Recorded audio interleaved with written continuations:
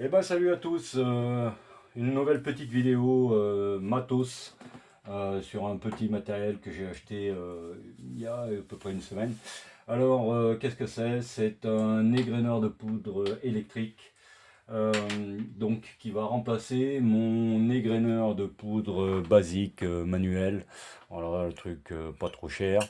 Bien pourri aussi, parce que pour ceux qui l'utilisent, à chaque fois qu'on tourne, il y a toujours un grain de poudre qui vient se coincer au niveau du cylindre, donc c'est la merde. C'est pas génial. Donc ça, c'est un égreneur de poudre électrique. Alors comment ça fonctionne? C'est tout simple. On a ici un petit réservoir avec la poudre qui est dedans. On a le petit bloc d'aluminium. À l'intérieur de ce bloc d'aluminium, on a un petit moteur, un micro-moteur qui tourne et avec un petit rotor qui est légèrement désaxé, ce qui fait que lorsque ça va tourner assez vite, vu que c'est désaxé, ça va faire vibrer le bloc d'aluminium. Les vibrations vont faire descendre la poudre le long du tube et ça va se jeter évidemment dans la coupelle. Voilà. Alors comment c'est alimenté? C'est alimenté tout simplement avec deux petites piles double A. Voilà. Ah oui, j'ai pas dit la marque. Alors la marque c'est Dandy Trickler. Voilà, Dandy Trickler. C'est une marque, c'est fabriqué aux États-Unis, c'est une marque américaine. Euh, c'est pas évident d'en trouver en France parce que bon déjà je pense pas, j'ai pas trouvé de site en France qui l'importait. Je l'ai acheté d'occasion sur un forum, un gars qui a dû le faire venir ou alors qui l'a ramené d'un voyage. Du coup, c'est l'occasion qui faisait le larron. C'est pas un truc dont j'avais vraiment besoin spécialement maintenant tout de suite. Parce que bon, mettre le grain de poudre directement à la main, ça marche très très bien aussi. Mais on va dire que bah, c'est l'occasion qui a fait. J'en ai trouvé un comme ça sur une petite annonce à moitié prix du prix que c'est vendu aux États-Unis. C'était déjà rendu en France, donc comme tout gadget qui sert à rien, il fallait absolument que je l'achète. C'était hautement nécessaire et hautement vital. Donc voilà. Alors, comment c'est alimenté? C'est alimenté avec deux petites piles double A, tout bête, hein. Voilà. Quand sur la commande, on a deux boutons, un rouge, un jaune. Lorsqu'on appuie sur le rouge, c'est vitesse rapide, le jaune, c'est vitesse lente. En fait, tout simplement, c'est que quand on appuie sur le rouge, les deux piles fournissent l'électricité au petit moteur. Et lorsqu'on appuie sur le bouton jaune, il n'y a qu'une seule pile sur les deux qui fournit l'électricité au petit moteur. Donc, ce qui fait qu'il tourne moins vite et que ça fait vibrer l'ensemble un peu moins vite. Tout simple. Alors, un petit essai, voilà. Regardez, quand j'appuie, on entend. Voilà. Et là, on a les grains de poudre. Je sais pas si on les voit. Je pourrais faire un zoom. Mais bon, vous voyez les chiffres sur la balance. Voilà, on augmente. Voilà. Et lorsque j'appuie sur le bouton jaune, là, je peux amener grain par grain, un grain. Voilà. Là, j'ai fait tomber un grain. Voilà, on laisse stabiliser la balance. Je vais en faire tomber un autre. Ah, j'en ai mis deux. Encore un seul. Un seul. Un seul. Ouais, il faut avoir un petit peu le coup de main pour faire tomber grain par grain. Mais bon, on y arrive. Hop, un grain, voilà. Là, je vais en faire tomber un autre. Un seul, voilà. Donc voilà, on peut faire tomber grain par grain grâce à la vitesse lente, le bouton jaune. Voilà, bon, bah, donc du coup, ben, bon, là j'ai fait un petit bricolage pour le rehausser, évidemment, hein, c'est pas, normalement c'est pas livré avec cette hauteur-là. Là j'ai pris deux vieilles baguettes de nettoyage Van de Loriff que j'ai rajoutées avec des Colson, pas des Rizan, c'est pareil d'ailleurs, pour regagner la hauteur, et puis parce que ben, mon système fait qu'il me fallait un peu de la hauteur. Donc voilà ce petit dandy trickler. Voilà.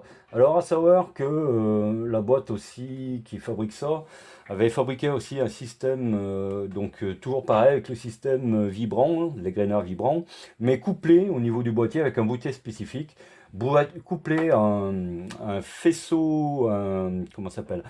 Euh, un- un- une barrière optique, voilà, je cherchais le mot, une barrière optique. Et cette barrière optique, on peut la placer avec une balance à fléau classique, type RCBS 505 ou 1010, enfin n'importe quelle barrière à fléau. Et lorsque le fléau passe devant le capteur optique, la barrière optique, ça arrête le moteur. Donc du coup, ce qui fait qu'on a un genre de simili-système automatique. Hein, vous lancez le système, ça égrène, ça égrène, ça égrène. Tant que le fléau passe pas devant le, une fois que le fléau passe devant la barrière optique, hop, ça arrête l'alimentation et vous avez votre charge. Donc c'est aussi un système à pas trop cher pour avoir un petit truc un peu semi-automatique, quoi. C'est un peu dans le principe de mon autoscale, hein, l'autoscale que j'avais déjà présenté, voilà. Donc c'est dans le même principe, sauf que là c'est pas un appareil complet, c'est un truc qu'on rajoute sur une balance à fléau classique.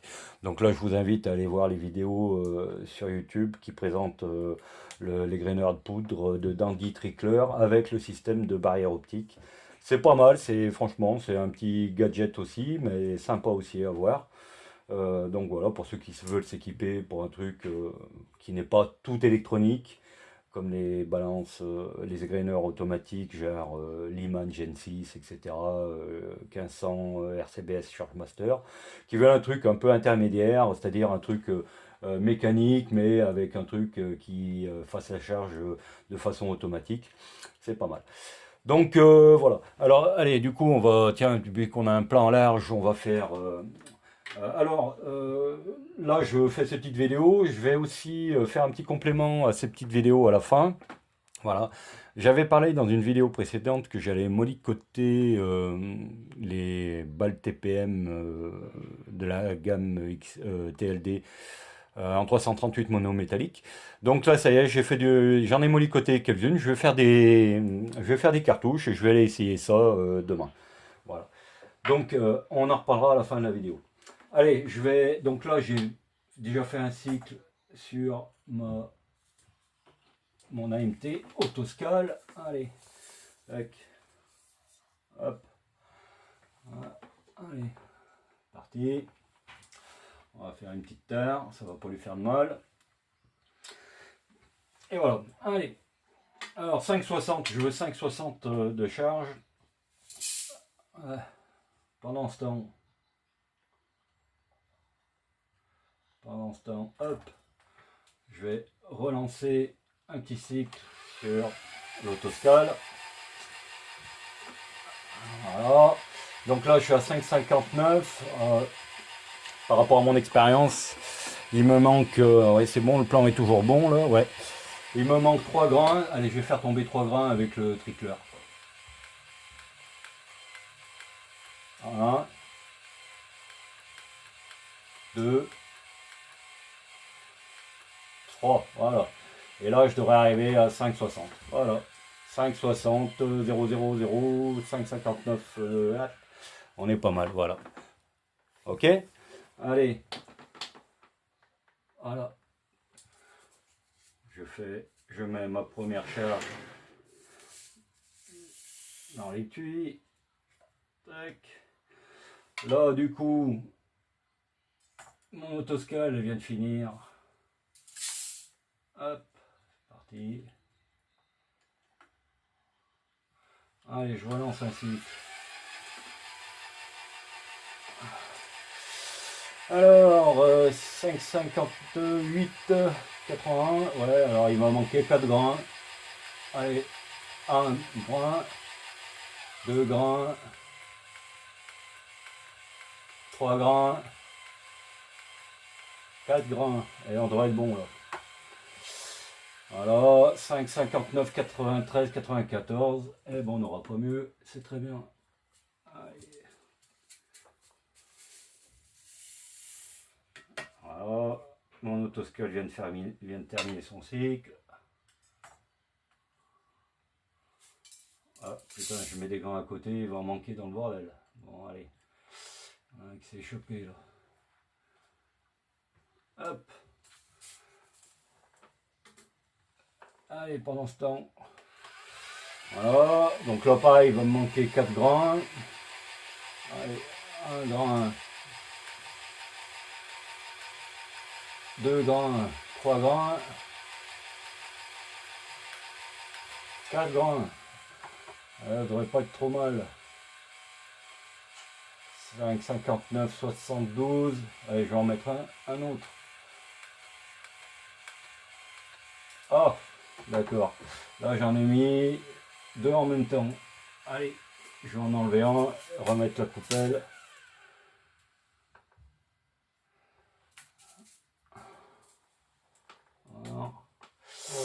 Voilà, 5,60, on est pas mal. On est même très bien. Ok.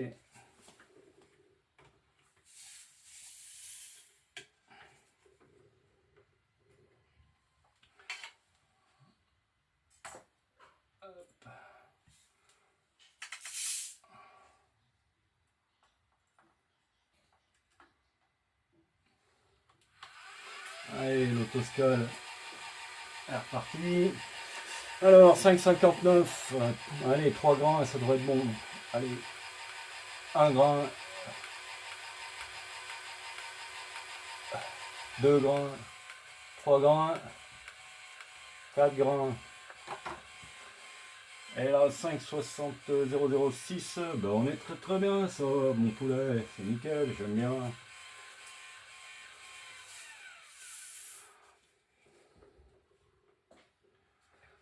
Allez, l'autoscale. Merveilleuse petite autoscale. Vous avez vu la régularité de celle-là, de l'autoscale? Oh, c'est pas la première fois que je le dis, hein. Je l'ai vanté plus d'une fois cette machine. Allez, tac. Alors. Ah ben du coup là, il faut que je fasse. Je lui lance des fleurs, il faut qu'elle me fasse une cagade. Allez, là, un grain, ça devrait suffire. Hop, un grain. Et voilà. Ah bah du coup j'avais pas lancé cela. Allez, on va en faire une dernière.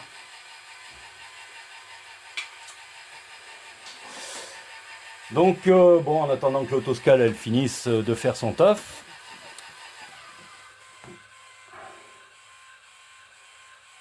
Voilà. Ça monte gentiment. C'est dommage. Là on n'a pas l'écran du. J'aurais pu mettre aussi l'écran en même temps. Allez. Hop.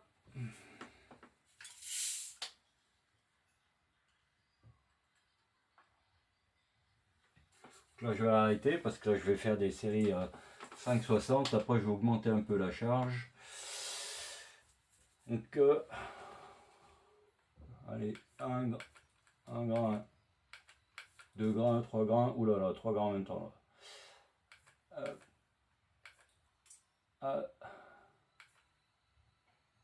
Allez, encore un petit grain. Alors, 5,59, 89, 90. Allez, c'est pas la peine de mettre un grain, on va déplacer. Donc ça ira bien comme ça. Bon, ok, voilà, donc vous avez compris le principe. Le petit tricleur, Dandy Tricleur, bon voilà, alors franchement c'était pas non plus, comme j'ai dit au début de la vidéo, c'était pas le truc urgent à acheter, parce que quand on met les grains à la main, ça va très très bien, surtout quand on a que 3 4 grains maximum à rajouter. C'était pas le truc dont j'avais vraiment besoin dans les médias. Bon, quand l'occasion se présente, voilà, un petit gadget de plus à la maison. Et comme tout gadget inutile, il fallait absolument que je l'achète. Voilà. Bon, on se voit tout à l'heure. Là, j'ai commencé. Donc là, voilà, je vais faire 15 cartouches. Donc une cartouche ici qui va me servir pour chauffer le canon. Là, je vais faire 5 cartouches à 5,60, 5 cartouches à 5,63. Je sais pas si on voit bien. Ouais, ça serait pas mal que je mette là, voilà.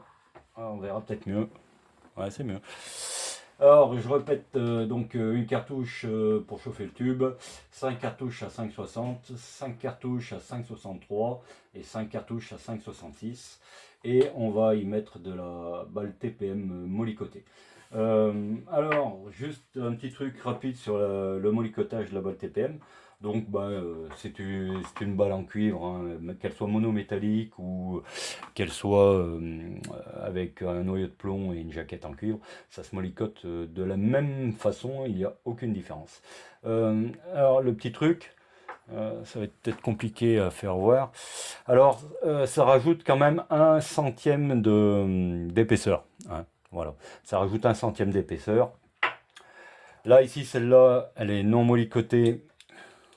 Alors, hop. Alors là, pareil, je fais ça avec un Palmer qui est pas non plus le top du top. C'est pas un truc électronique, mais enfin bon, ça fait bien l'affaire. Donc voilà, donc là, il n'y a pas de problème. Comme annonce le fabricant, je suis à 5,58, aucun souci. Voilà, pas de souci, 5,58. Je sais pas si on le verra bien. Voilà. Et une fois molicoté, hop, je suis à 5,59, légèrement un peu au-dessus de 5,59. Allez, en gros à la louche, on va dire que ouais, ça rajoute 1 centième et demi d'épaisseur à l'ogive. Voilà. Je pense pas que ça change quoi que ce soit, enfin que ça change quoi que ce soit. Si, j'espère que ça va changer quelque chose. Déjà peut-être une meilleure régularité dans les vitesses, c'est ce que j'espère. C'est pas le premier calibre que je molicote, hein. J'ai molicoté tous mes calibres jusqu'à présent, que ce soit 7RM ou 300 Magnum. Le molicotage pour moi ça me fonctionne bien. Il y a plusieurs écoles, il y en a qui sont contre, il y en a qui sont pour, il y en a qui n'ont pas d'idée dessus. Scientifiquement, le bénéfice du molicotage est pas prouvé. Est-ce que ça rallonge la durée de vie des canons? Il y en a qui ont essayé de démontrer que oui, d'autres qui disent que ça ne sert à rien, etc. Moi, le seul truc que je dirais pour le molicotage, le seul avantage que je vois qui est vraiment flagrant pour moi, c'est le nettoyage. J'explique. Alors, ça n'empêche pas de désencuivrer, parce que malgré le molicotage, le tube en cuivre, mais moins que sans molicotage. C'est ce que j'ai remarqué. Et surtout pour le nettoyage, autant lorsque je molicotais pas, je mettais un certain temps à nettoyer le tube, à vérifier ça avec un borescope, etc. Lorsque je molicote, l'avantage c'est qu'à la fin de la séance, 4-5 patchs dans le tube avec de l'huile de Kreuz. Et l'huile de Kreuz, c'est le, le liquide qu'on utilise pour nettoyer les canons lorsqu'on molicote. Et le tube est propre, c'est-à-dire que ça enlève la poudre, voilà, mais ça enlève pas le molicotage et le nettoyage est beaucoup plus rapide. Alors, ça n'empêche pas que tous les 100-200 coups, on va dire, euh, je renettoie un petit peu le tube un peu plus profondément avec de la pâte JB. Alors pour ceux qui ne connaissent pas la pâte JB, vous tapez sur Google pâte JB, nettoyage de canon, vous allez trouver. C'est une pâte légèrement, très très très légèrement abrasive, hein. Euh, et puis tous les, on va dire, 200 coups, allez, en moyenne 200 coups, pas 100 coups, mais tous les 200 coups, je nettoie avec la pâte JB. Et puis je remets un petit coup d'huile de Kreuz. J'ai un petit flacon d'huile de Kreuz avec du molly à l'intérieur qui me sert lorsque j'ai nettoyé le tube à remettre un petit coup d'huile de Kreuz avec du molly à l'intérieur.